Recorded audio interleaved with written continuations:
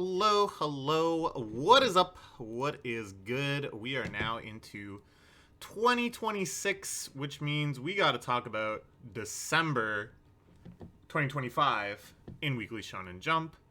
If you're looking at the runtime and going, wow, that is a quick and breezy one, I sure hope you are, at least. I've noticed these videos have been basically just getting longer and longer. I realize that it's mostly because I've been spending more and more time just kind of like summarizing what happens in each manga, which I don't really think is that necessary. You can just go and read it yourself. I show what chapters I'm talking about. You can kind of get back up to speed. I noticed I was just taking like more and more notes in my little notes document that I refer to while I'm recording these. I think I was just kind of paranoid that I would like forget something, or I would gloss over something that I had actually meant to talk about. But I think it was not just making these videos so long that it was becoming difficult to find time to do them, which is bad in itself, but also was actually distracting me from what I think is like actually the point of these videos and what I enjoy doing more, and what I think actually has more to discuss and more meaning to it, which is like my opinion on how good or bad those storytelling decisions were, right? Rather than belaboring and going through every single storytelling decision at length. This month, we only had 3 weeks of Shonen Jump due to breaks and just the way that the Sundays fell onto the calendar. So there's already less to talk about because of that. Plus, I've just got some other year-end videos planned that I want to spend time on.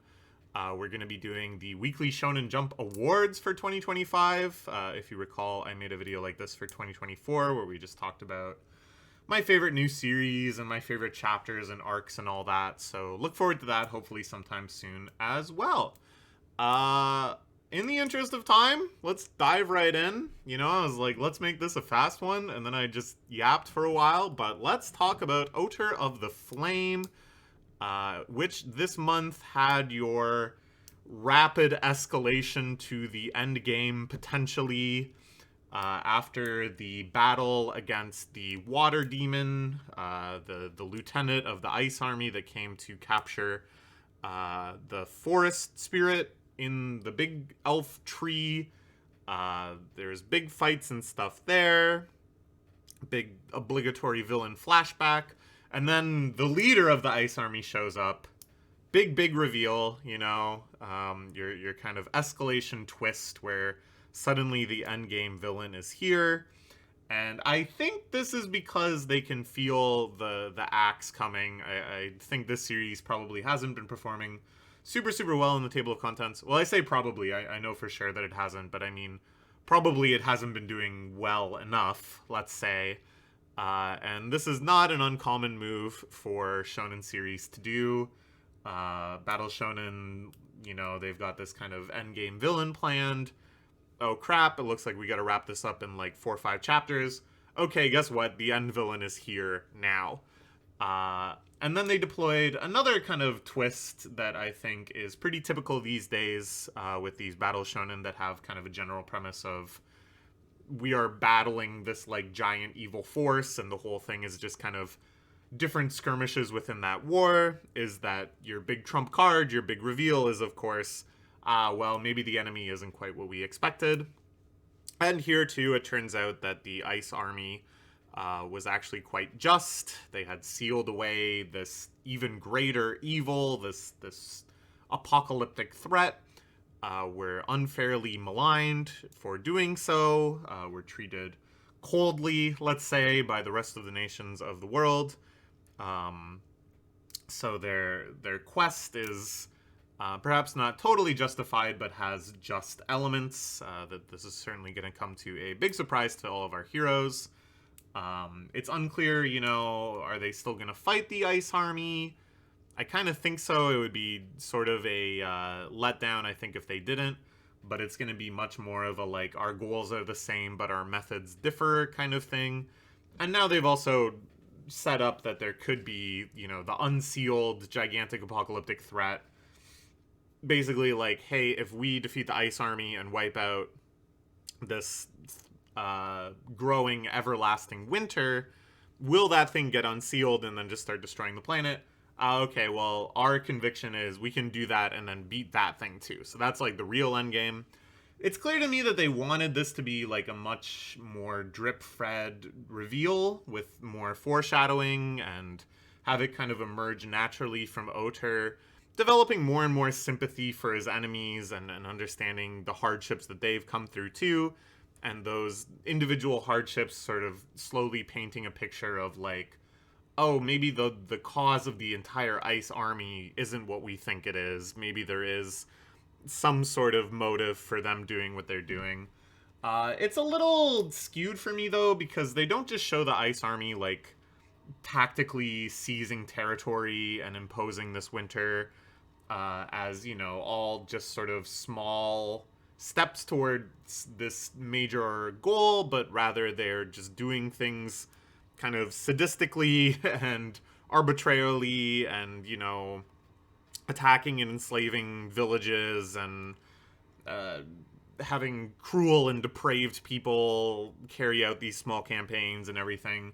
So I don't really think they're gonna be able to like do the complete twist of like the bad guys were actually good guys. Instead, it's just sort of this like morally gray world where we realize that there's awful people on both sides and that there's still kind of like greater conflicts that they need to take responsibility for. So I don't know. I think all of these twists are interesting. I think they were executed okay given the circumstances.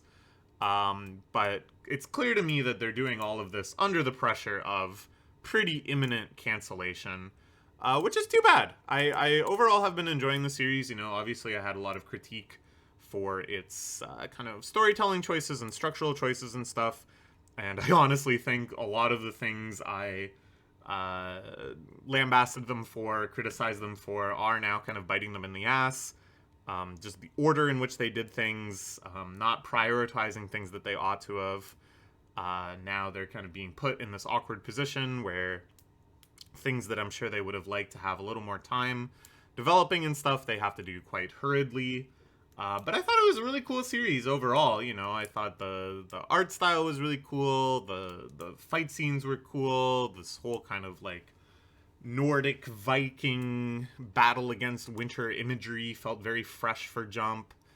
So it's a shame. I think this could have thrived with like a 100 chapter run, let's say, where they could get a few more arcs in and really kind of develop these ideas at a more compelling pace. But I think, you know, playing all your cards in your hand at once right at the end and just seeing if like anything sticks and showing that you did have like some interesting ideas. It's not the worst idea. It definitely isn't being done spitefully here. It's being done with a sense of like maybe this will be the final gambit we need to kind of recover in the rankings and survive for a little while longer. So we'll see if it pays off, I guess. We'll give it an A- for the month. I think, you know, kind of solid end to the Elf arc. The big reveal, you know, the big twist I thought was pretty cool too.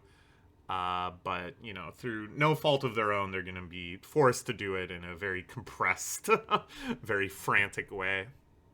All right, next we're going to talk about the Ultimate Exorcist Kiyoshi, a series that I have remained very, very, very happy with. I'm so happy that this one seems to have legs, that this one is getting the chance to just sort of flex arc writing and kind of more episodic adventures as we continue our team's journey into the demon realm and their attempts to kind of quash this hostile takeover of one demon realm by another. The guy from chapter 1 has come back as a major character again. Lots of really fun ideas there. I really like how that's been reintegrated in the story.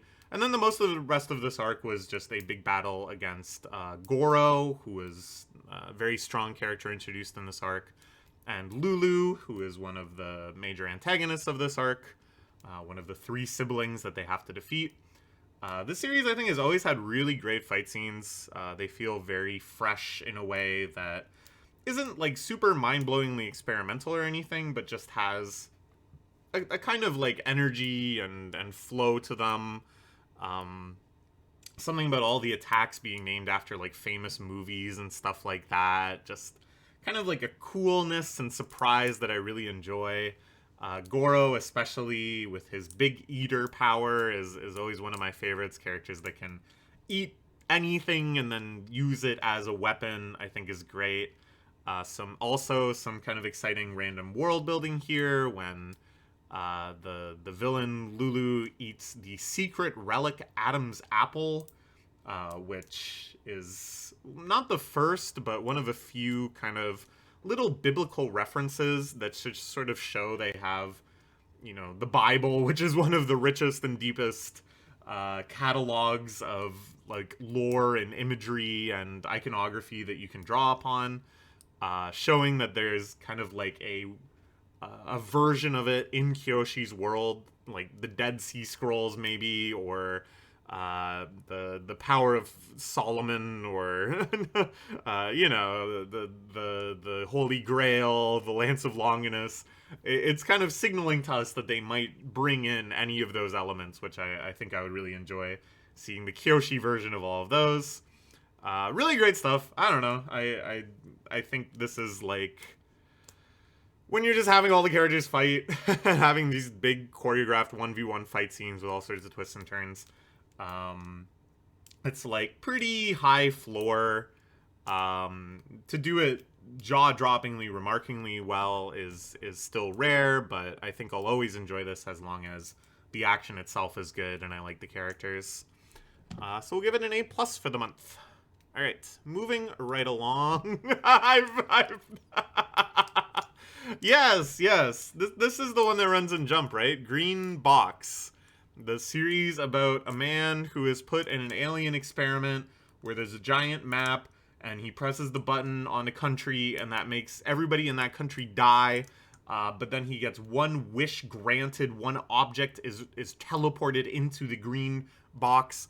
And if he presses the right button, he gets out. I was very surprised that Jump ran this. Somehow this had kind of slipped under my radar.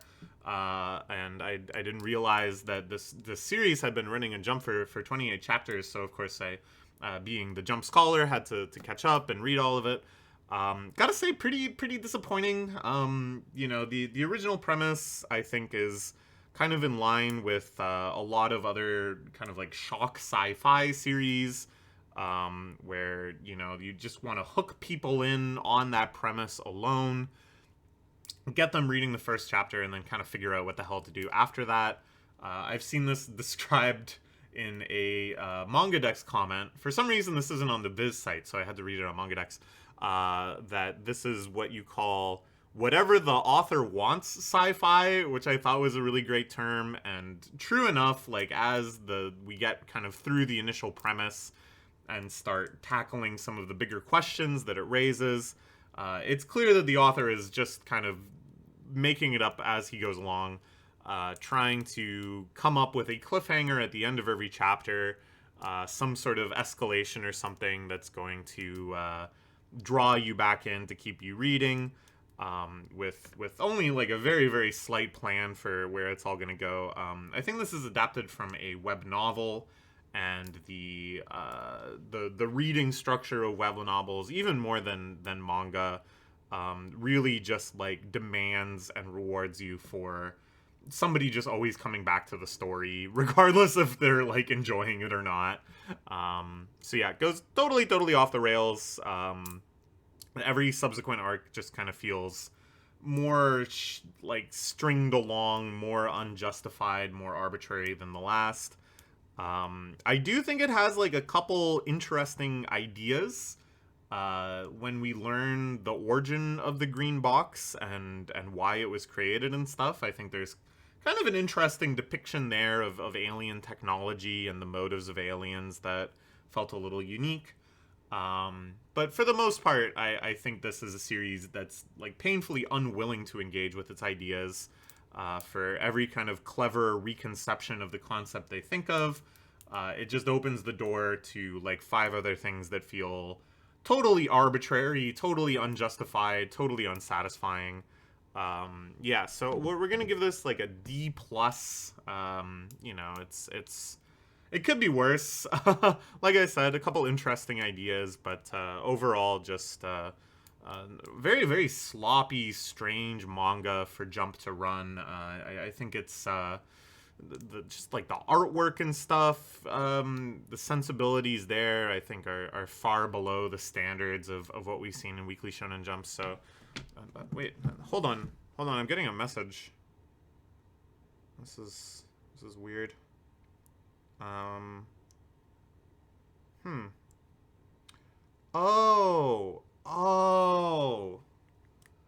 The one in Jump is called Blue Box. Oh, I got mixed up. Okay, well, let's talk about Blue Box. Blue Box was really nice. We continue the battle against Kyo. Taiki having to battle his best friend in tournament. Here they play a pretty standard card of, let's have a flashback to a pivotal moment of their friendship right in the middle of their fierce battle to kind of give even more depth to what I think was already like a very, very well-developed relationship throughout the series. If anything, it's more just kind of like a microcosm that reinforces his dynamics with Kyo and also with Hina, who had, quite a very powerful little arc in the last couple months of chapters. Really, really just great exploration of these characters. Again, nothing shocking, nothing where you're like, oh my god, I'm gonna think of them totally differently now. But instead just kind of like a very well-timed, well-paced reminder of kind of like how these things interplay and how these all contribute to Taiki's characteristics. And also just the difference between him and Kyo. Because when you have these big showdowns in sports manga among two pretty major characters, and ultimately one of them has to win, and unsurprisingly, it's going to be Taiki, it's going to be the main character, you do have to kind of like justify his win. And I think it's a little lame if it's just straight up like, okay, well, he's better. And it doesn't really matter what Kyo does. He's better. So I think kind of taking this opportunity to reinforce like some differences in their character and make it clear that it's like, oh, it's not that like Kyo is a worse human being or he wants it any less or whatever. It's like these are just the unique aspects of Taiki's stubbornness, of his resilience, of his single-mindedness that's gonna enable him to succeed where Kyo kind of hits a wall. Despite seeing all of this coming, despite, even being probably able to guess that this sort of flashback would occur during this battle, I found myself heartbroken, when Kyo starts to flag, when his endurance starts hitting a wall, when he realizes that, he can't just keep up to keep up with Taiki. It's really, really profound and sad, but at the same time you're really cheering for Taiki, and I think this is like, it's justified his breakthrough so well that for a few months now we've kind of had this plot line of Taiki's unfocused, his drive is gone, he's got so many other things on his mind. We definitely were set up to feel like it's not going to be an easy walk for him to nationals. And it's like on kind of like a meta level, okay, ultimately though, he's going to get back in shape and go to nationals. Like everything in the story is indicating that it's going to go that way. It's not going to be some crazy subversive disappointment where he's like, oh, this is actually my worst placement in all of high school badminton. No, we know he's going to get there. And I think I was just so impressed with these chapters that I was like, and it feels justified. He's gonna get there, and it feels correct for him to do so. I feel satisfied with that period of stress and then the relief after. I feel satisfied that this has been explored and Taiki's character makes sense, and it wasn't just sort of like a magical transformation that allows him to tap into some nonsensical extra reserve of power or something. I just as I felt like his distraction and his waveringness was very justified, I feel like this return and the beating of that was similarly justified. And it's like, I don't know, because that's something that could like really ruin a story, I think, is on such a pivotal, crucial thing to make it feel kind of like flimsy or sudden or arbitrary. And then just being like, no, they did a good job. They did it again. Series just keeps killing it. Best romance manga Jump has ever run. It's great. It's so great. We'll give it an S- for the month. Very, very excited to see more.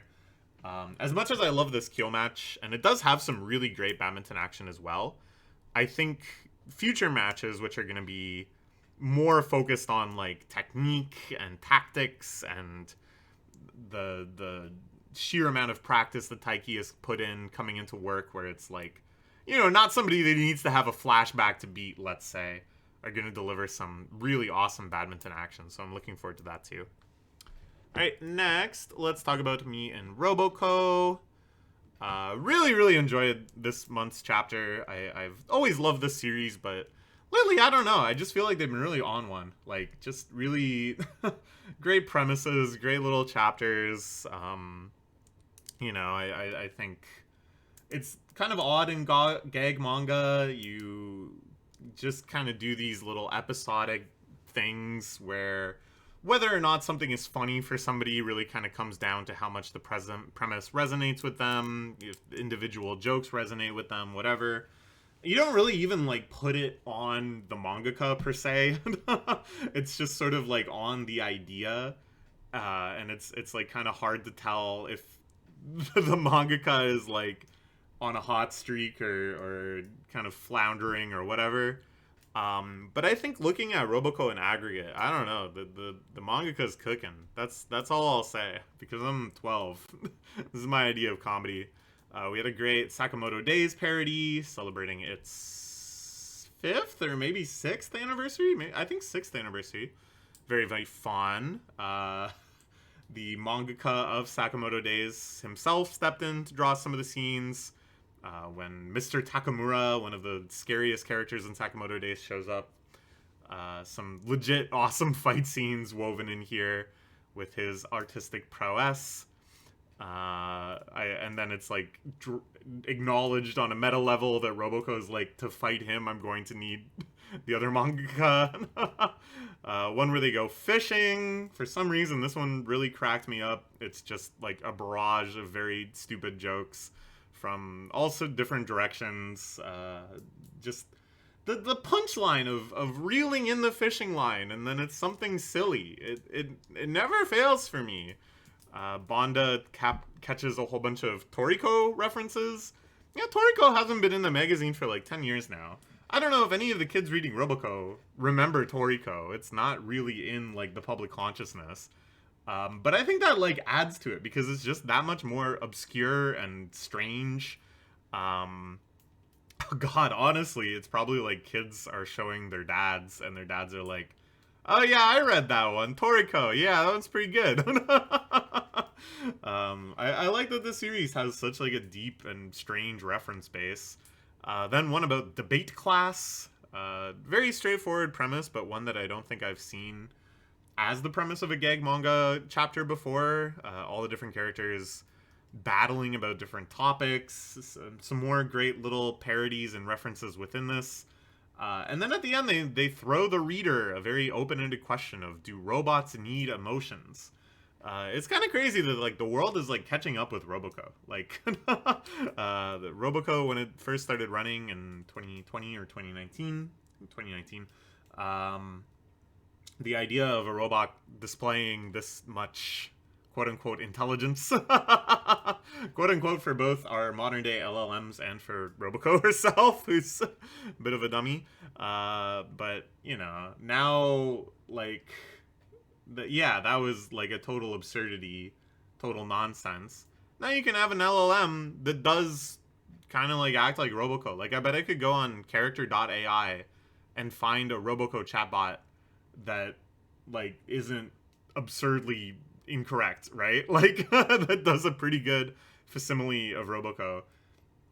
And the question of, do robots need emotions, is like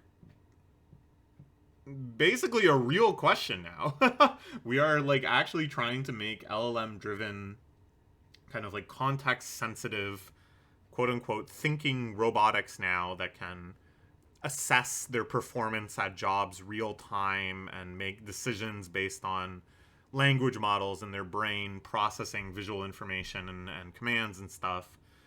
And right now, our LLMs are quite terribly, quote unquote, emotional. That this is kind of like a feature of modern LLMs, is that they can discern human tone and mirror human tone in such a way that people end up having relationships with them and treating them as human way more than they should. When I say feature, I really mean something so terrifying that I could never begin to imagine it. And I think the question of like how and should we excise that from the LLM models that it will ultimately be guiding robots is kind of just like an open question. So I don't know. I didn't mean to go on a tangent there, but Roboco, at the forefront of philosophical debate, gets an A+ for the month. Next, let's talk about Shinobi Undercover. The series, it's been like kind of hot and cold for me. This whole recent arc with the teacher that has a crush on Yodoka, not feeling it. really not feeling it. It's very creepy, very lame. And then they went forward with a twist that I kind of saw coming, of the teacher betraying the ninja organization. This suddenly escalates this stuff. I don't know, maybe the readers weren't feeling this either and they need to really shift gears on this arc. But now we're back to just the standard good ninjas versus bad ninjas battle instead of this convoluted training arc, romance arc, school life arc mess. This is the mode in which the series shines a lot more, just because I think their fight scenes are good, the choreography is good. And I did actually think the portrayal was interesting, insofar as it like is a plotline motivated by the fact that all of these ninjas are just like totally mercenary. There's no like greater justice that some of the ninjas are fighting for. They're all just kind of like contracted. They're all for hire. That hasn't really come into relevance in the plotline that much. So kind of putting that in the spotlight and kind of revealing something fairly unique, something quite interesting about this world's premise, I think is pretty cool. And yeah, good fights. I don't know. Don't have too much else to say about that. I think this series, although it does have good fight scenes, has been getting rather overindulgent with its fights. I think, there's a sweet spot where they can have some twists and turns, have some escalation, have some good character moments with Yodoka, which I think they've really kind of found a sweet spot for, like just kind of examining his mental state as he fights. I think we kind of have a lot of potential there. So I don't want them to skip through all those things or abbreviate any of those things, but at the same time, it's like, okay, now this fight has had kind of all of those moments. I hope it gets resolved within like 1 or 2 more chapters. But we'll give it a B+ for the month. I think it's pretty solid stuff. I'm just so happy that it's not strange older woman domineering fetish stuff anymore. Alright, now let's talk about Harukaze Mound, a series that I have been enjoying quite a lot, but I think I did a disservice by starting my Eyeshield 21 reread. Been collecting the physical volumes now that they've been reprinted, and rereading it, and I gotta say, a lot of sports shonen looks pretty bad compared to Eyeshield. What I realized about this one is that it's not just, like, it's not, that it's bad at anything. It's not that it's lacking in any one particular aspect, but it is missing some sort of like sauce, some sort of X factor, which I think honestly comes down a lot to how extreme you make the characters. And I just mean even in terms of like their silhouettes, like their overall character design, but also just like their personality, the range of kind of like archetypes depicted and stuff. Basically saying Eyeshield 21 is full of like freaks, is full of like really extreme character designs in appearance and personality and sports performance.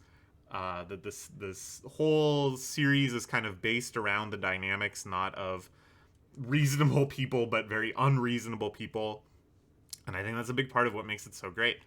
And in this month of Harukaze Mound, as if they heard my prayers, we got some like big freaks. The Grim Reaper pitcher, who had been foreshadowed before, is already like way more extreme in terms of his abilities and his design and his personality than anybody else we've met before. He's like genuinely sadistic and mean and tries to rattle them. And then the second character we see on the enemy team is this gigantic guy, Mokotan, who refuses to be called anything besides Mokotan and thinks of himself as very cute, but is just like a demonic batter that like gobbles up everything. Really, really good flow, good feeling there, introducing those characters, setting up, you know, this substantial match where it's like, okay, this is what the enemy can do. It's so crazy, it's so extreme. You just love seeing it in action because the characters are such freaks. And then it's like, all right, how are our heroes going to overcome that? That is essentially the structure of iShield 21. That is the structure that they go through in every match. And I think, again, though, it's like the formula is getting very close now. They've got the freaks engaged. They're on the road to greatness. But I feel like it's revealing to me now that as good a sport baseball is for sports shonen, football really is the best. Football, I think, I'm convinced, is the best sport for manga. Because you can have like a very clear tactical level, which is just what play are you going to run. And then there's like a strategic level of like what is the story of all those plays put together, and kind of like the psychological warfare there, and just the narrative that builds with each play kind of constituting one choice on each side. But then there's also like the real nitty gritty level of just like the raw physicality. And iShield does a great job where it's like, you know, first they kind of win the battle of tactics, then they slowly emerge victoriously in the battle of strategies due to Himura's like godly planning. But then it still comes down to like a battle of physicality, and that's depicted like so well. And with baseball, I don't know if you can really do the same thing, because it's way different when, you know, you've kind of like set the stage for all of that stuff, and then the final piece of the puzzle is like you just got to outrun a guy, or you just got to like slam into the other lineman, you know? Whereas here, you get to that point where like you've got kind of like the tactical advantage, you've figured out the plan, but it's like a much more kind of just like one-shot binary thing. It either works or it doesn't. You either strike them out or you don't, you know? It's different because there's no, you know, the duel between the pitcher and the batter, and the physical capabilities of the outfielder, the physical capabilities of base running. It's not quite the same because it doesn't really have like a direct comparison between two people. You know what I'm saying? I don't know. We'll see. I think it can be done. Like, I think baseball is an amazing manga for sports. Amazing sport for manga, sorry. So I think there is still like a lot of potential, but I think it really drives home for me like how genius the choice of football as the sport in iShield is. It's so unique in that regard. Okay, we'll give it an A+ for the month though. It's no iShield, but then what is? That's my favorite sports shonen. But I am really enjoying this. I really like that they've come up with some more crazy dynamic characters. I'm really excited that we're now in the meat of like our first big battle arc, you know, the first game that's gonna be like an arc unto itself. So I'm really excited to see more. Okay, next let's talk about Witch Watch, which has been crazy lately.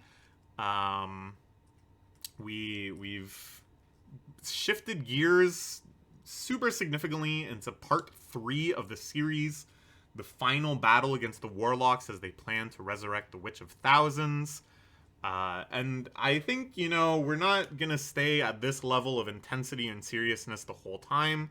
I don't think. I would be very shocked if we did, or I'd be very shocked if the series ran for much longer if we did. But it's clear that we are in like a different emotional zone now, where even these chapters, which are less full of bombshell revelations, still have like really crazy moments of tension. Morihito encountering Shikimi, the big boss of the Warlocks, in this like crazy uncomfortable scene at a cafe. Honestly, it's like I love Shinohara Sensei's comedies. I really, really do. But like, if he ever wanted to make a full-blown like thriller manga, like a horror manga or something, I think he's got all of the ingredients. There's moments like this in Sket Dance as well, like the one where the teacher gets kidnapped. It's freaky. It's like genuinely freaky, and it's, I guess this is the issue with him doing like a full thriller series, is that a lot of the freakiness comes from just how like suddenly, the temperature drops and and this chill sets in, and you're like, wait a minute, what happened to my wacky comedy series? But then it kind of comes back in a chapter that's full of comedic misunderstandings and confessions and misunderstandings and rejections, and it really plays to a lot of his strengths, I think, to have these moments of like sincerity that are then rebuffed with confusion, and moments of characters really taking the plunge with their feelings that are really quite moving, really quite exciting, really quite inspiring, but like there's still some comedy undercutting it. And here it's that kind of nice formula that he's done so well before and in Sket Dance, but there is still like just this looming feeling of threats, of pressure, of desperation. It's all really, really good stuff. It's a mode that not only has this series not been in, not only has Sket Dance never really been in, but I can't really think of any other manga that's like gone for this to this extent and so well. Maybe Gintama. Maybe this is one where he learned from his gorilla sensei. That's a series I have yet to read. That's a big blind spot for me. I kind of get the sense that this is the mode in which everyone loves Gintama so much for, is blending, I think, in that case, more kind of like battle shonen elements with the comedy, with the sincerity. But this, man, whew, it's something. It's something special. We'll give it an S- for the month. All right, next let's talk about Gonron Egg. I don't know about you guys, I've been really enjoying this one. I feel like the reception has not been great overall, and it's not doing great on the table of contents, which is really, really disappointing to me, because I think this one has way more legs than a lot of other series we've had lately. Just the tone of it is so unique, just this bleak, dark fantasy, more akin to something like Berserk or Claymore than much of the fantasy we've seen in Jump lately. The violence of it, the depravity, but then also just the richness of ideas. The crazy designs of all the monsters and all the cruel, disgusting ways they're torturing humans, and just being promised, that the world is completely infested by stuff like this. So any place in the world, maybe Gonron will journey to it, and now you'll see it twisted in this horrible dark fantasy where the native population is enslaved, and all these different types of horrific human experimentation are going on. I sound like a real pervert right now, but don't you guys want to see that? Like, don't you want to see what other ideas they've got cooking? I think already they've proven that they've got some cool ones. Anyways, this month, pretty straightforward stuff. Fighting. A couple kind of rapid escalations and power-ups, which I think is pretty typical of Battle Shonen when it hits this sort of stage. I think they're really trying to show a couple different sides of this, that it can be, you know, more of an optimistic series. It can be more of like a cathartic, triumphant series. It's not all just like watching gross suffering. I like there that they had a moment where he's like infusing himself more with the power of the egg, and by doing so they're able to like drain the life from all of these different insects simultaneously. And it kind of feels like, oh, it's showing that he's going too far, that he's losing his humanity. But actually, that's, I think, to whatever extent that was a deliberate kind of miscue, it's totally subverted. That it's just kind of like awesome that he's just kind of transcending into new capabilities. And not only is he killing all the bad guys, but this new ability also allows him to cure a lot of the innocent humans that were suffering. Which I thought was pretty cool and pretty unique, and is a way to, even within this kind of seldom seen in Jump right now genre of dark fantasy, kind of carve its own unique tone. Then, you know, an even more powerful guy shows up. Very cool design. Fake out. He gets instantly murked by the Human Liberation Army guy that had been foreshadowed a little while ago. It seems like this is kind of setting up a potential quick wrap-up if they want to do, like, now that he is reunited with the other human forces, their journey continues. Your generic journey continues ending. I'm sure there'll be some conflict, too, where it's like, we need to go defeat the Dracarchs. But what about this one? This one's my ally. No, we need to defeat all of them. This guy's gonna come to power and then just, like, enslave us all again. No, I trust him. He is my friend. Blah, blah, blah, blah, blah, blah. You know. That could be like the final arc. He finally proves his loyalty to humanity, and they form a more powerful alliance and stuff. So I think they're kind of hedging their bets here. I wouldn't surprise if this got axed sooner than later. Again, very unfortunate, but it is what it is. So I'll see what they do, but I think these little twists and stuff, these moments of unexpected catharsis, of unexpected hope, are very well placed and hopefully can kind of broaden the readership. Yeah, I'm just really curious. I just want to see like more monsters, more designs, more fights, more powers, everything. It's such a cool style, so unique. We'll give it an A for the month. All right, moving right along to Ichi the Witch. I did not make any strange anatomical errors in last month's discussion, as far as I know. But fun stuff. The arc kind of trifurcating with the Octobomb magic chasing down Gokuraku and Ichi. So he's going to have kind of a moment there. He's going to fight the Octobomb people. Then the main Octobomb body is going to fight the Chrono Weaver magic.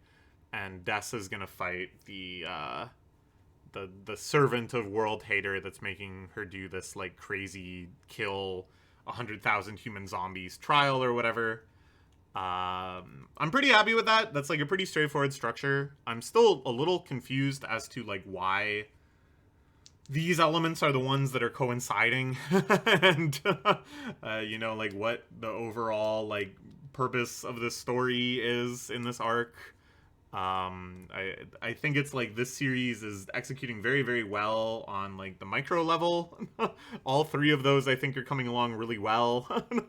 But I'm sure, you know, later Ichi's gonna wake up, Prophecy Magic's gonna do something, whatever. But like, still just like very unclear to me like why it is that we've come to this point. Why on the more macro, larger level is this the way that this arc is written. But whatever. Maybe it all makes sense. Maybe it'll all come together. I think with the Baku arc, it, like, kind of did. And here I kind of anticipate that it kind of will. But it's good. It's good. It's more important, I think, to succeed on the micro level and kind of, like, flail around on the macro level than the opposite. Because reading, like, 3 sick, nasty chapters and being like, yeah, those are all good, is, I think, a lot better than reading like 3 boring pointless chapters, and then being like, well, he's kind of cooking though. When you look at the entire volume, he's kind of cooking. So I would prefer this. I just, obviously I would prefer both if we could. I think the Gokuraku character moment is very fun here too. That he had made a promise to Ichi to not fight unless Ichi gave him permission, but Ichi is passed out. So he moves his unconscious mouth and goes, yes, you have permission to punch the octopus. That was fun. Given that this is going to be kind of like a Nakama-based series, I don't know if we're going to get a Nakama from this arc. It seems weird if, like, the Chrono Weaver magic joins. I guess, like, the Prophecy magic is going to kind of more solidly join after this, maybe. But having just those little character moments where it's like, this guy, he's part of the crew now, but he's not just, like, irrelevant. He's not just, like, a body. He's still got a lot of personality. He's still got a lot of agency and power. He's gonna contribute in not just, like, a checkbox way to each arc, but, like, shape the course of the arc in his own way that reflects his personality. That's really, really important. And I think they nailed it there. And then the chapter focusing on Dessa's battle, I thought was fantastic. Her backstory of how she grinded to be the most powerful witch and did all of these really extreme trials for all of these different magics that we each just get to see in, like, little tiny one-panel flashbacks. Thought that was fantastic. I really like the way they've handled her doing this trial, which is she's got to kill all of these resurrected human bodies that are attacking her. This is kind of like a classic in all sorts of storytelling. Like, will you be able to kill what looks like a human? And the character kind of wrestles with it. It often is done very, like, tediously or whatever. When often, the audience is shouting, like, okay, but it's a zombie. You have to kill it. It's a zombie. Don't you get it? Here she gets it. She's like, accepts immediately that she just has to do it and has to kill all of them. That's the only way. But she still feels, like, gross about it. And she still talks about how, like, viscerally disgusted she feels knowing that she's attacking human bodies and how that, like, feels on, like, a sensory level.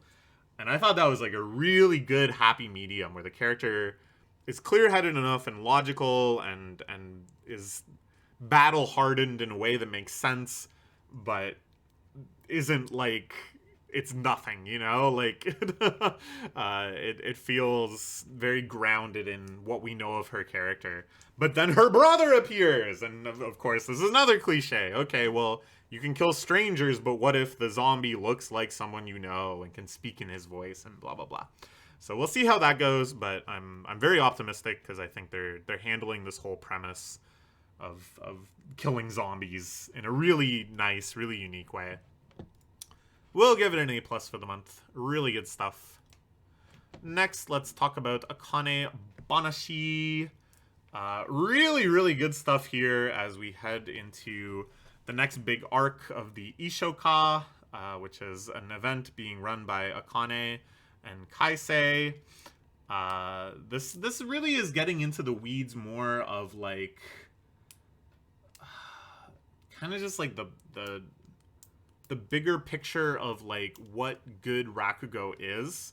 It's sort of like a refocus again. I think it makes sense with kind of like Akane's most recent breakthrough that, we take a step back from, like, performance and competition and judgment and everything to re-examine, what is, like, a show. What does it mean for each person to have their own interpretation of a story or whatever? And that includes this idea that both Kaisen and Akane are going to do their own versions of God of Death back to back. The duel of God of Death. And each of them, we know quite well as characters now. We know the weight of each of their connections with this story.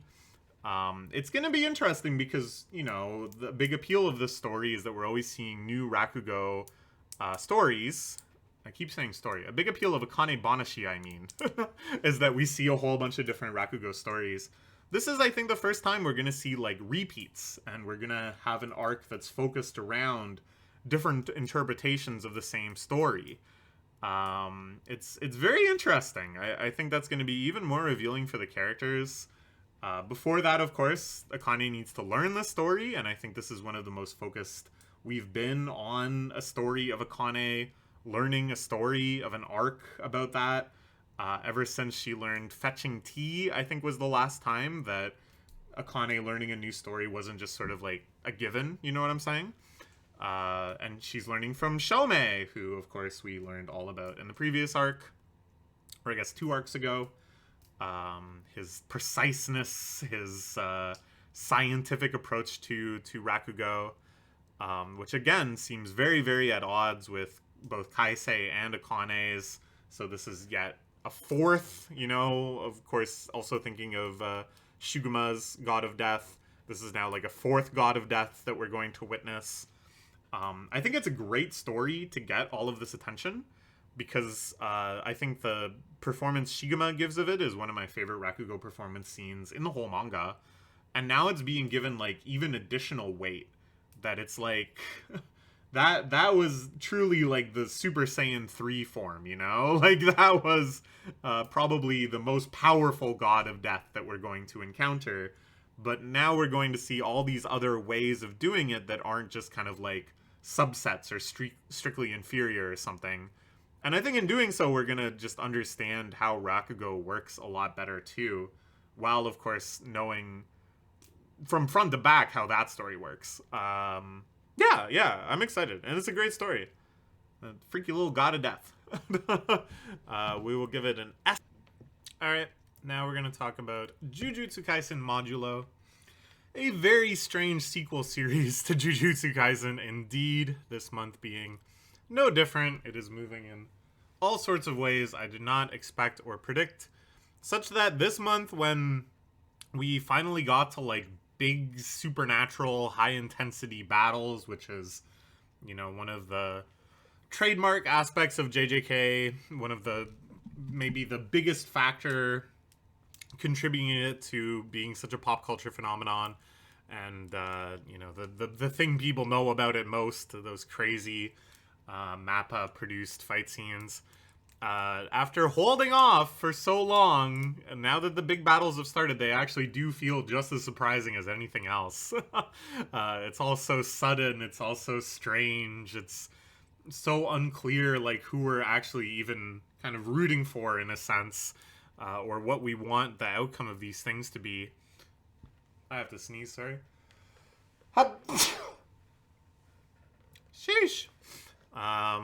But before we got there, there's some other cool stuff this month. I really like, in the lead up to this fated duel, there's a bit more very strange world building, some more old characters from the first series re-encountered and reintroduced.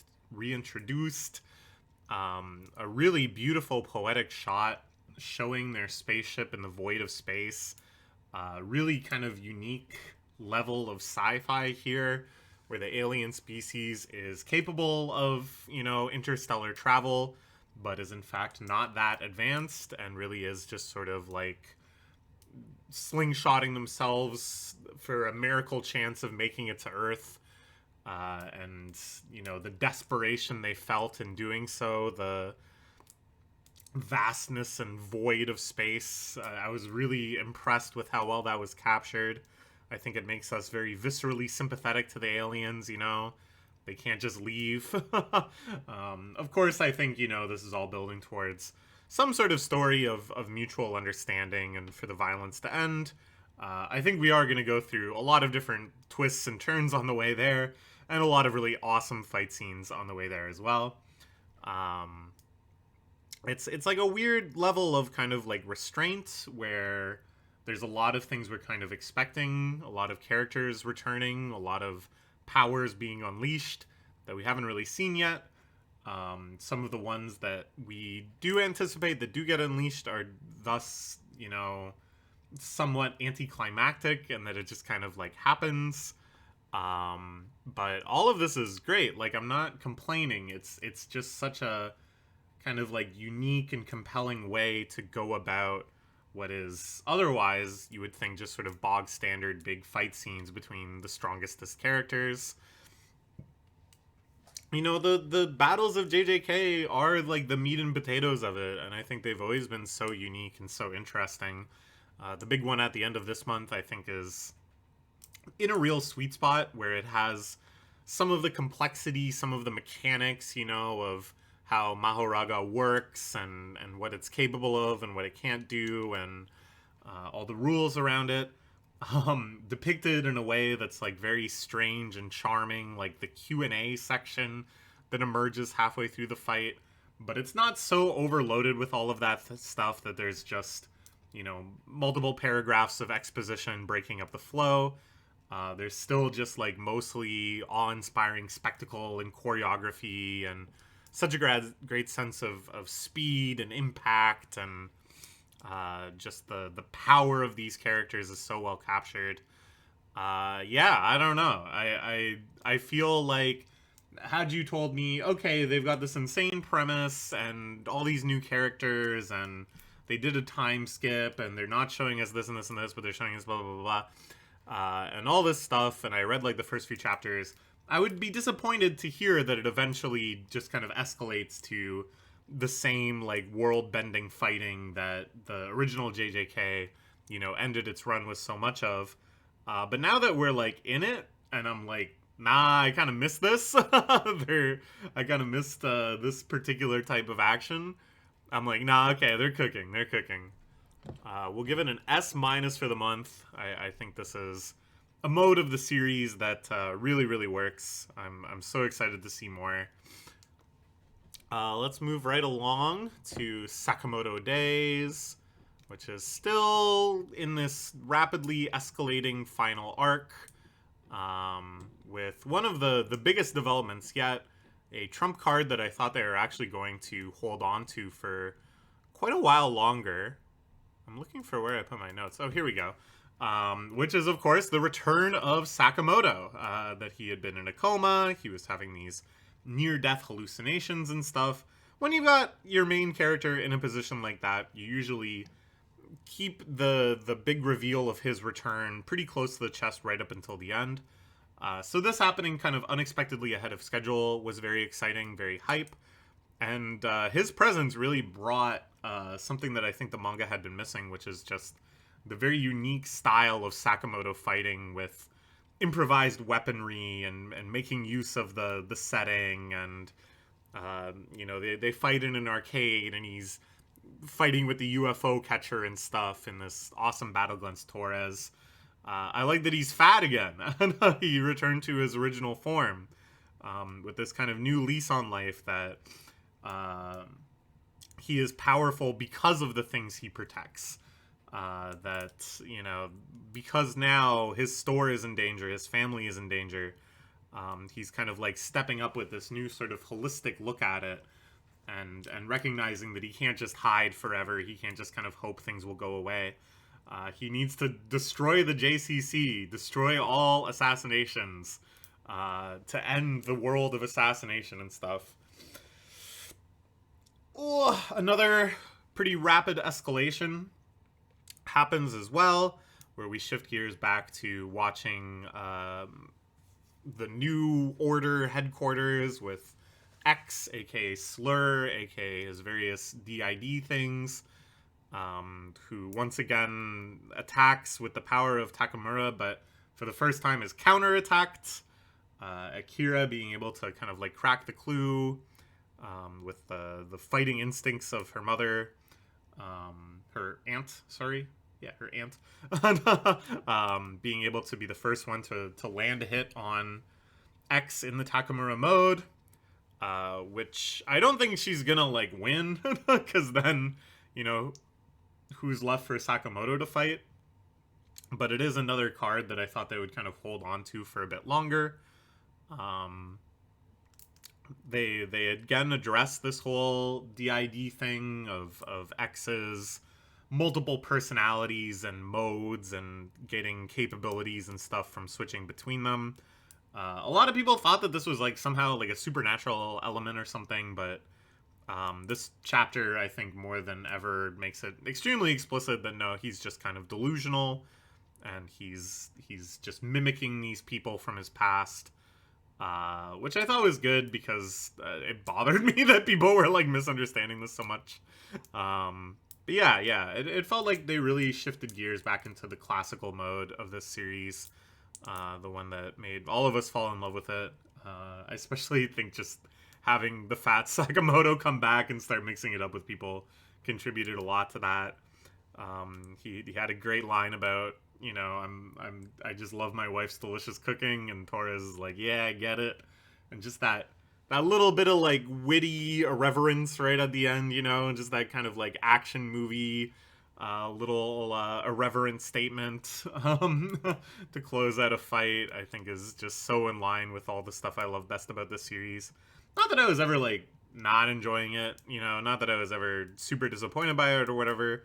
But it just felt like with the enormity of this final act, the amount of characters they wanted to be involved with, the amount of fights they wanted to depict, they're getting a little bit like lost in the weeds, and we were just kind of spending so long like focusing on plot points that weren't all that compelling, fights that weren't all that compelling, side characters and side stories and stuff.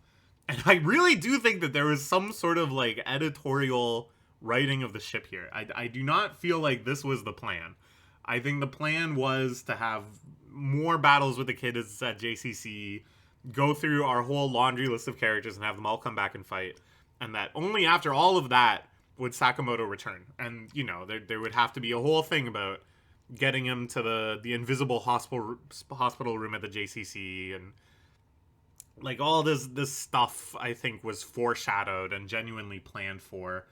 And then I think there may just have been enough complaints and stuff that there was an editorializing decision, and they're like, nah, you know, let's get Sakamoto back. Let's skip a few steps here. Let's return to what the people love most. So yeah, I'm really enjoying it. We'll give it an A+ for the month.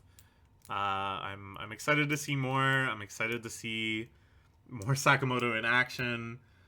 We're still, you know, pretty deep into this war. There's still like a lot to do. Even if we kind of skipped some steps, there's still a lot to overcome.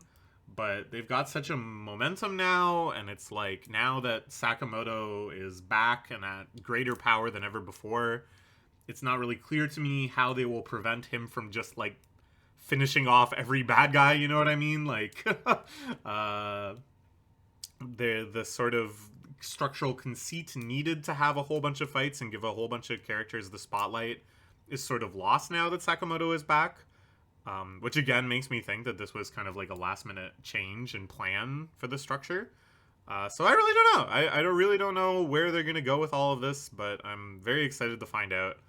I do have kind of like a wish list of things I still want to see. But I'd rather just this crazy momentum and this crazy energy continue than get bogged down with stuff that maybe they've decided isn't necessary. All right. Next, let's check out Kagurabachi, which pretty damn peak this month, I gotta say. We now seem to be escalating this one in a move that genuinely feels like the sort of thing Battle Shonen do when they're about to get canceled. Like what Odor of the Flame did, because it's probably going to get canceled soon. Which is suddenly rush up to the ending and have the ultimate villain of all villains make a sudden appearance. You know, they're fighting against Yura. We understand his backstory a little better. And then right when it kind of seems like, oh, this is going to be the climax of his arc, we're going to kind of finish that off, and then that's going to be the end of this arc. No, the sword master that is kept in deep, deep prison under the headquarters possesses Yura's body, somehow just completely takes it over through some powerful aspect of the Shinoichi, I guess, and then starts fighting against Chihiro and Samura. Turns out he's Chihiro's uncle. So it's kind of like, oh, wait a minute, that was what I thought was going to get set up for, like, the next arc, or, like, the final arc, or whatever. And now it's just happening. And I guess they can always kind of like do a fight to a standstill retreat ending to this arc. They can even do like we're totally unprepared and we have a major setback and now we have to scramble back to figure out what to do next kind of thing.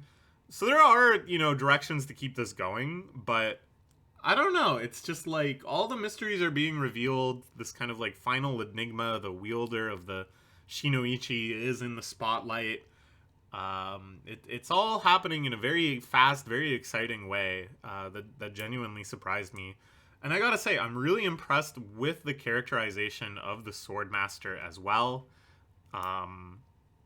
Just this idea that, you know, everyone was coming up with this myth that he went crazy with power and that's why he did the malediction, but, you know, this just shows that the blade cannot be wielded by anyone. Its power is so corrupting.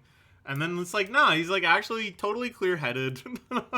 He has, you know, a vision of the future that we might find reprehensible, but it is like coherent, and he's got like a plan to achieve it, which is, you know, way more terrifying. Has way more of kind of like an ideological bent then to the fights that he's having with Samura and Chihiro that are, you know, much more on a different path of let's destroy all the enchanted blades. We get into this kind of three-way pinnacle fight scene where Samura's regenerative powers finally meet their match, and Chihiro seems totally overwhelmed and overpowered by all these like secret terrible powers of the Shinoichi. It's finally been unsheathed. Really, really good stuff. Like, that fight scene was excellent, but it feels just like the tip of the iceberg. I think we're going to get into a lot more of just like the crazy shit the Shinoichi can do, which is always depicted like so both like horrific and poetic at the same time. All the like insect imagery, all the feelings of like rot but growth. It's really cool. It's really cool. So yeah, I don't really know. Like, I assume this ain't the end. Obviously, this series is like really, really popular. I think if anything, this is gonna be like a moment of the end of part one, you know? Where there is some kind of devastating event, like a second malediction or something that just totally resets the world. Or not resets the world, but like throws the world into turmoil, and then from here we build up a new saga of our heroes on the back foot, all of the institutions of just power being destroyed, trying to figure out some sort of resistance to stop the onslaught of the Shinoichi. That's what I'm predicting. But they've done a good job. It's like the end of freaking the first part of Final Fantasy VI, you know? Where you're like, oh my god, we're fighting Kefka, and the world's gonna be destroyed. Like, isn't this the end of the game?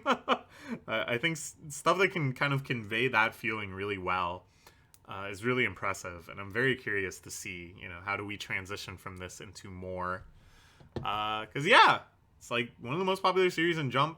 Jump right now does not have that many pillars in terms of long-running battle shonen action. Sakamoto Days is coming to a close probably within a year. So this one is the one that I think is starting to have this sort of long-term thinking. Or starting to, but has embraced fully this sort of long-term thinking. So we'll give it an A+ for the month. Very excited to see more. Next, let's talk about One Piece. Only 2 chapters this month, but pretty cool ones.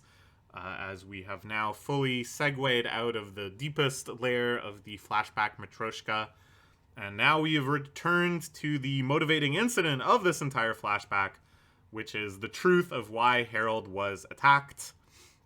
It is, of course, extremely relevant to the situation in Elbaf right now that is being motivated.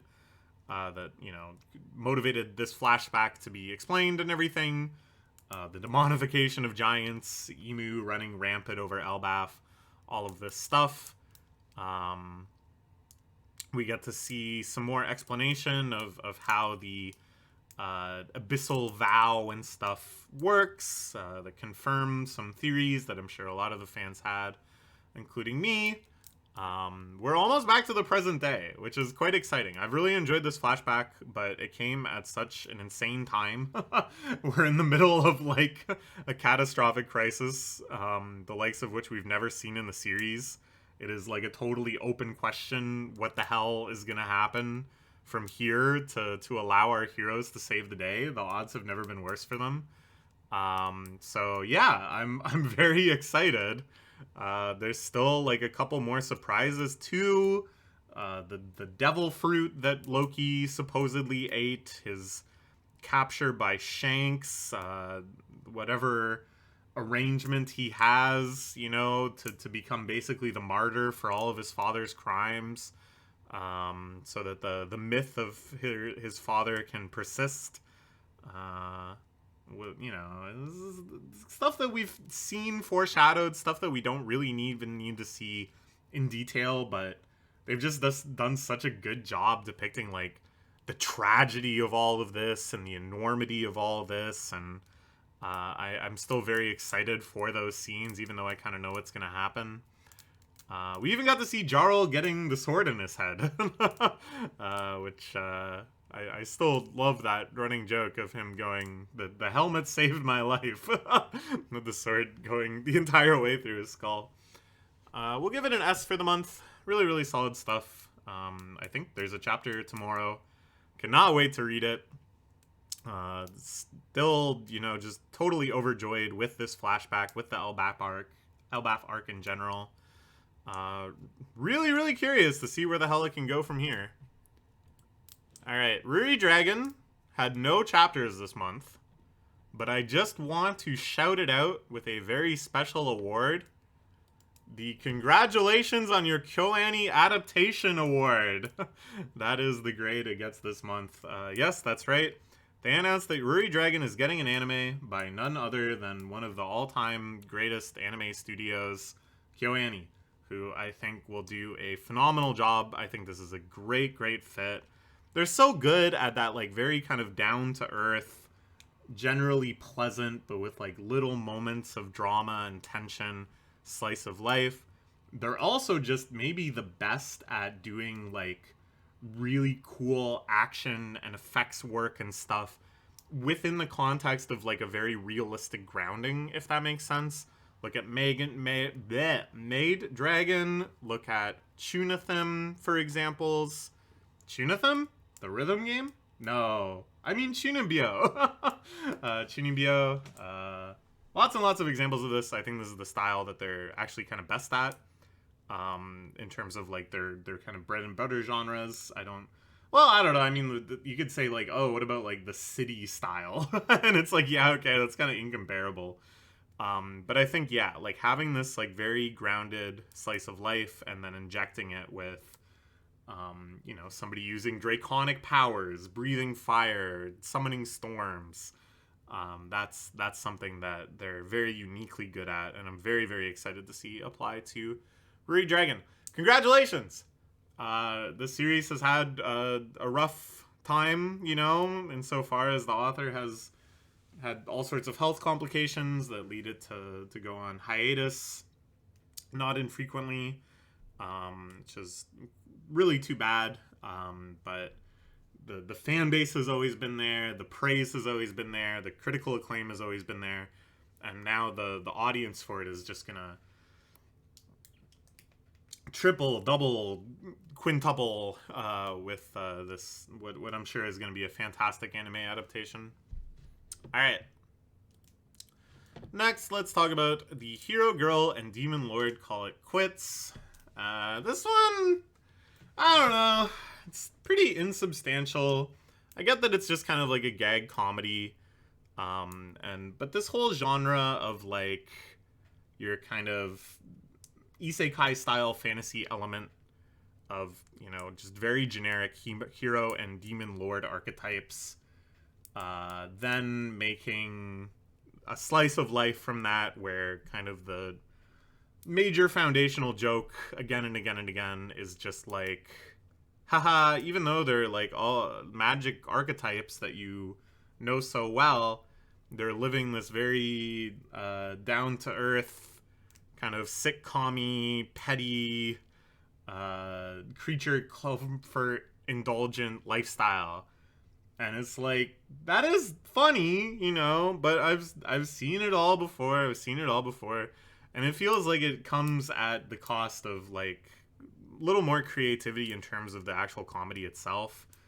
You know, I think kind of like the jokes and cliches and stuff here really do write themselves. And at the start, I thought this would be more of a blend of like, that's the premise, but then there are genre shifts at times and challenges and battles and, you know, like aliens invade in the first chapter and stuff like that. But now it has segued pretty much entirely just to like episodic slice of life comedy. And again, it's not like I'm against it, and there are other mangas in the genre that I enjoy more. But it's just, I don't know, it just kind of wanes quite quickly for me.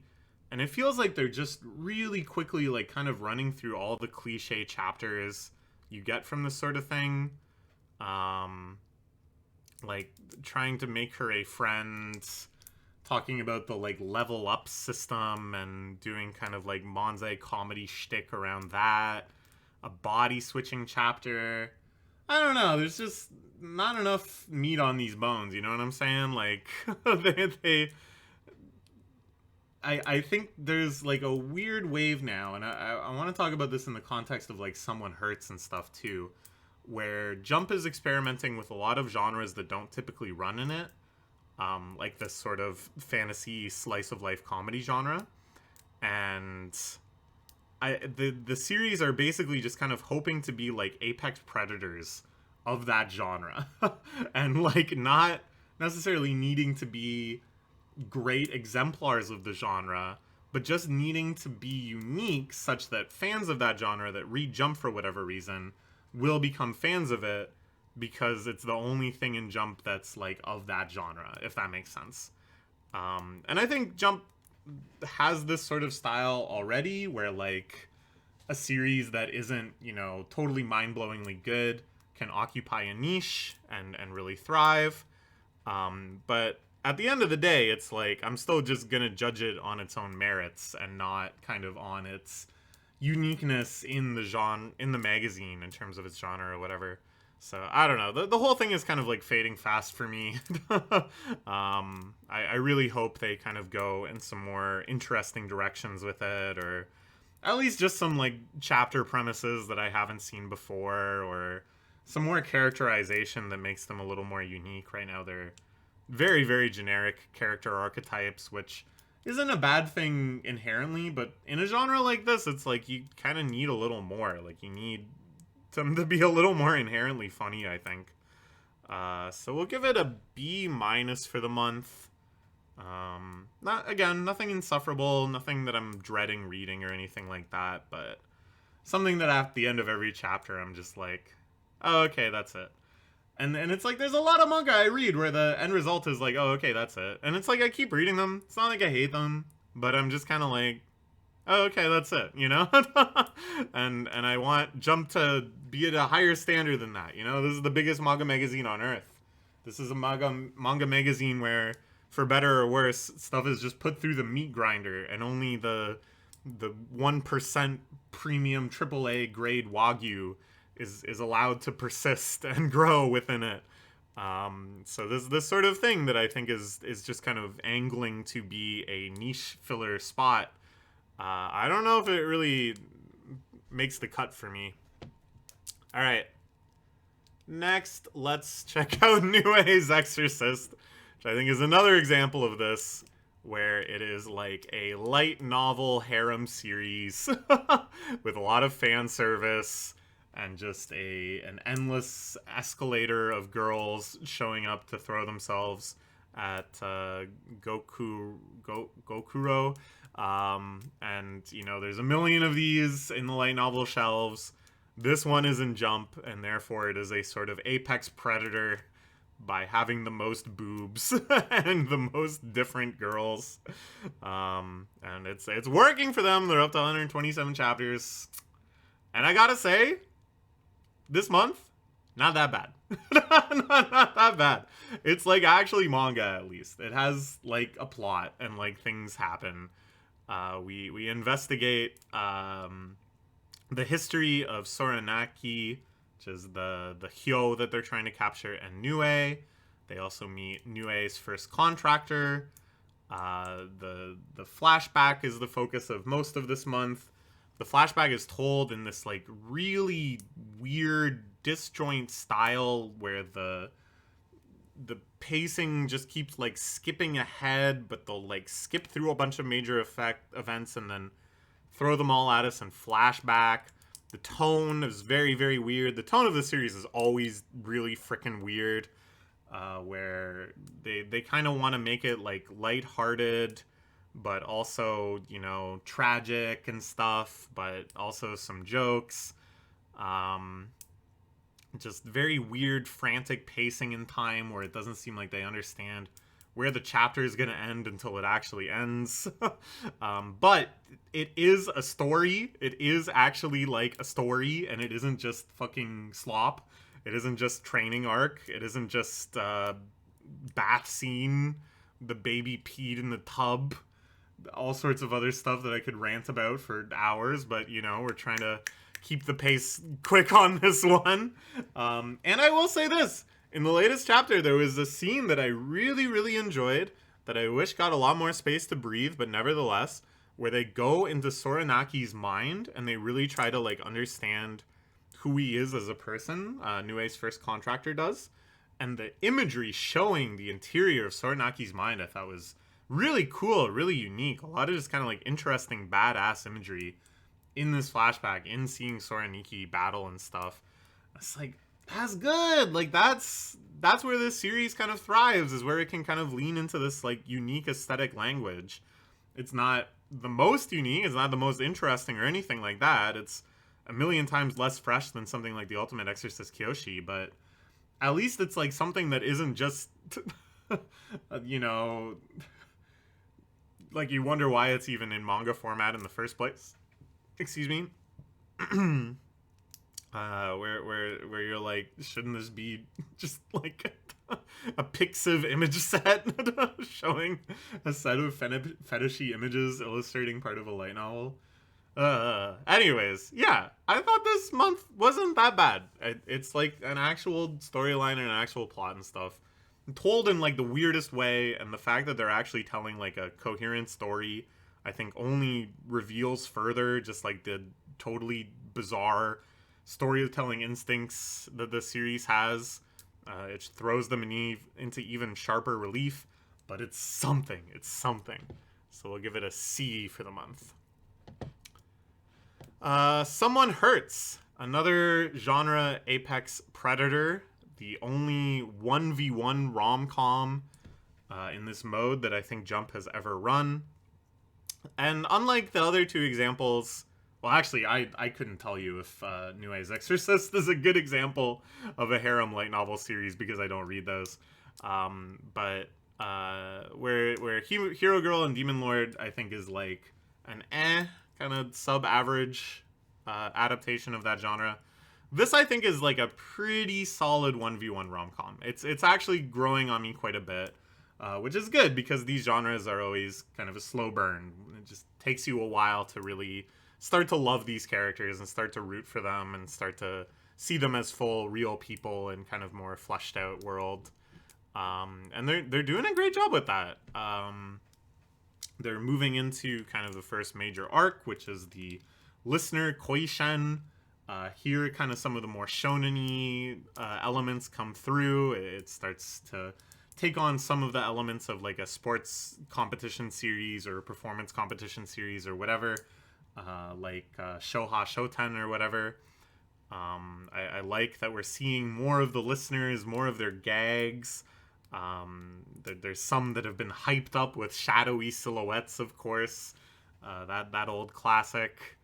But of course, you know, the bread and butter is still going to be cute moments between our two characters, a feeling of their relationship slowly sparking and growing in fits and starts, which I always find very endearing, very lovely with these two. I think they've done a great job making us root for them, making us believe in their relationship, but also not eager to like rush it. It doesn't feel, you know, frustratingly gate kept and bogged down by the demands of the genre to take it slow, but rather the reader themselves would prefer it's taken slow, which I think is one of the defining aspects of the 1v1 rom-com. Really nice stuff, and also some kind of neat experiments in manga presentation and paneling and stuff. In the one where they're playing with a disposable camera, a lot of the manga panels are depicted as like, oh, this is what he's taking a picture of, or she's taking a picture of. Really nice. I also think that this series is doing very, very well. From every indication I see in terms of table of contents, the Volume 1 pre-orders apparently ran through the entire print run, so they're going to immediately do a second print run, which is great news for the longevity of the series. Plus, I think within the story, they're indicating that they're anticipating a longer run. Far away from the days where in the first chapter they make a meta joke about, please don't let us get canceled before the listener Koishan. Now it's the listener Koishan. The main character did not even make it, which to me means they're going to run it until at least the next listener Koishan, so that he can, improve and grow and participate, which is super exciting. I think this is just like a really nice presence in the magazine. It's not my absolute favorite, and it's not my absolute favorite example of this genre either. Probably not even like top 5, but it's still really nice, and I still really love this genre. So we'll give it a B+ for the month. Moving right along into a much more traditional rom-com, Hima-ten, which I thought was actually very solid this month, really showing what I still like about this more kind of classic jump-style rom-com. He had just been confessed to in one of the first big bombshells of the series. He's reeling in the aftermath of that, trying to decide what to do. I thought there was a lot of good, emotional maturity on display there, which is a very strong suit of the series. The characters are never acting totally irrationally. And the pacing, I think, is pretty good, too.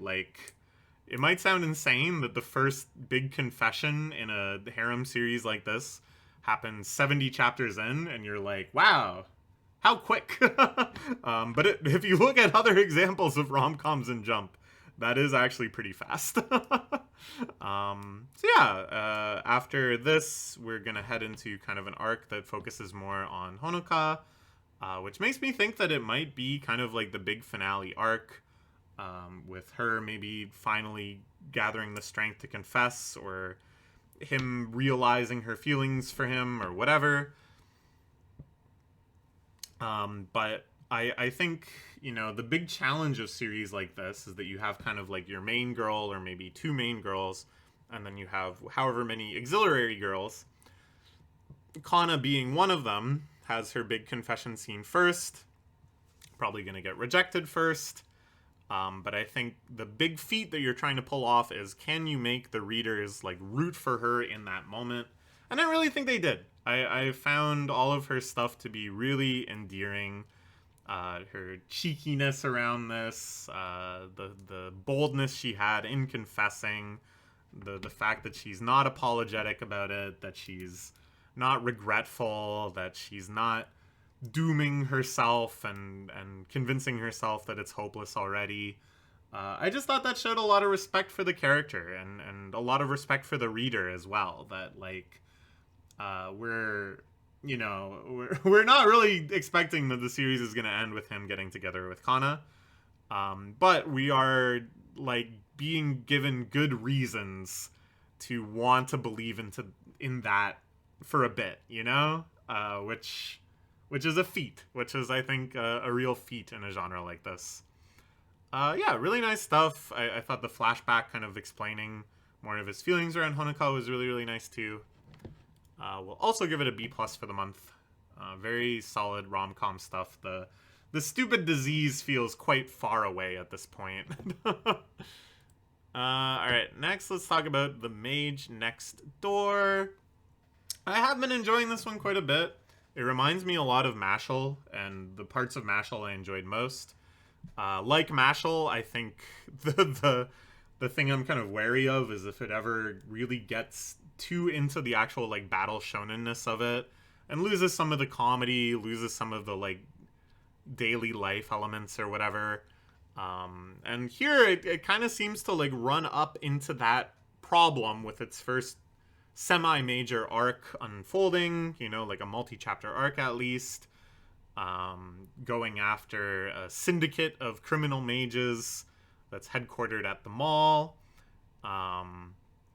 Lots of little good developments here. I thought the arc writing was actually quite nice with your typical like preliminary encounter against these brothers that end up being a little sympathetic. They're more just idiotic than anything. Then big battle. So far, I think the battles are still quite fun. There's still quite a lot of novelty. Just this gimmick of him using all these like inappropriate spells but making them work. Things that he had come up with for his own convenience now being reappropriated for battle. Reminds me a lot of like Sakamoto or like Mashle, like I said. It's not super substantial. There's nothing that's really kind of moving me emotionally yet. It's all just kind of like light-hearted fun, which is great.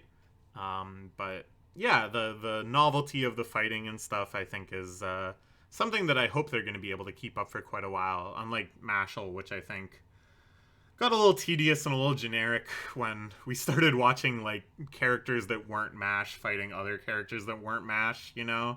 If you've got a protagonist like this that's like so creative and so far outside like the rules of the series, I don't think it's wrong to just like really lean on him. You don't need to do it like One Punch Man and have kind of like a whole other world of characters. Because unless you've got the character writing ability of one, you're not going to be able to come up with that many interesting side characters. So yeah, I think I'll continue enjoying this as long as it remains very focused on the protagonist, very focused on his adventures and exploits, and doesn't really kind of get too big for its own britches, you know what I mean? But I don't know. I'm open to be impressed beyond that too. Yeah, just nice little arc. Probably will get wrapped up super soon, but curious to see what's next. I think this one probably won't have a super long life. I mean, Mashle did, but Mashle had a lot of other elements going for it as well. This one, I think, bad timing too. Like, I think it's not in a position where a new series like this can thrive.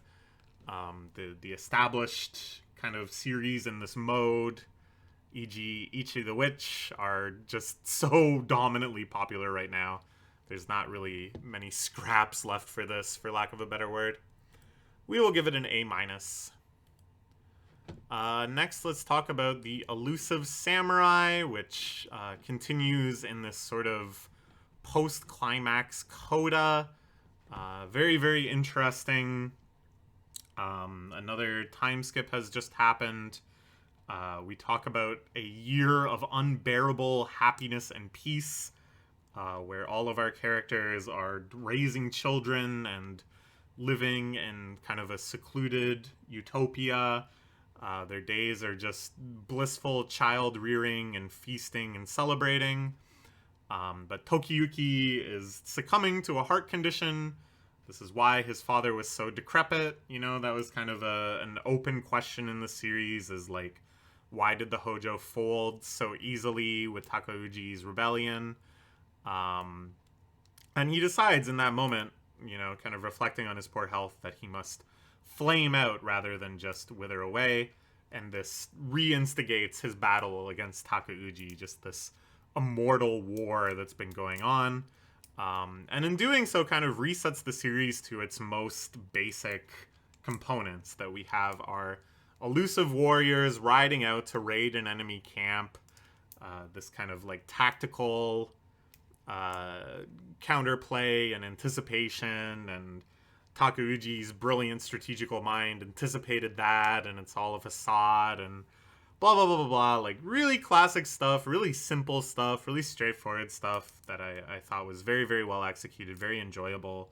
And I think very deliberately, like, playing into kind of a nostalgia for the early days of the series, right? That we're really kind of coming full circle. This final conflict is all that's left, but it's the one that was there from the start. there's a real poeticism too in the moment where they finally track down Takauji. All of the you playing into my hand, no, I'm playing into your hand stuff kind of gets settled and resolved, and now it's just Tokiyuki and Takauji staring each other down, discussing who it must be that dies. There's a real poeticism to it, a real sense of finality and reflection. So yeah, I don't know how long it's gonna go. It got really weird there for a while when they were exercising the god from Takauji, and now it's like almost suspiciously normal again. But I don't think there's like a strict deadline approaching. They haven't announced like we're in the final 5 chapters, which for a series of this length and this popularity, I'm pretty sure they will. So I think even after this like most final of confrontations, there might be something crazy. There might be like time skip to modern day.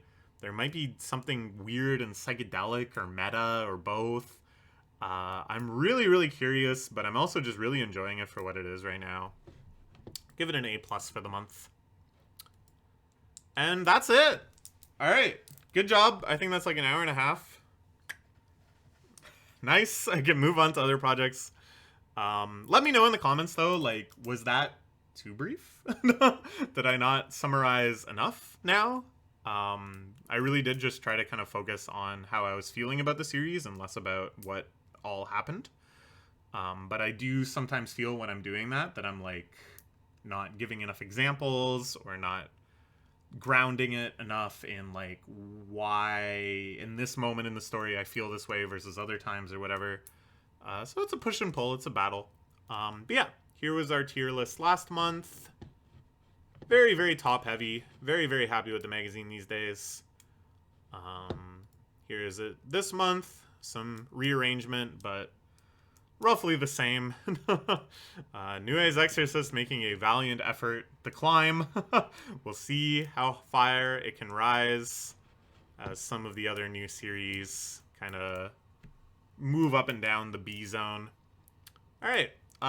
Look forward to tomorrow. I think we've got a new issue coming out, unless I'm getting my holiday schedules mixed up. So we'll read some One Piece, and we'll read everything else.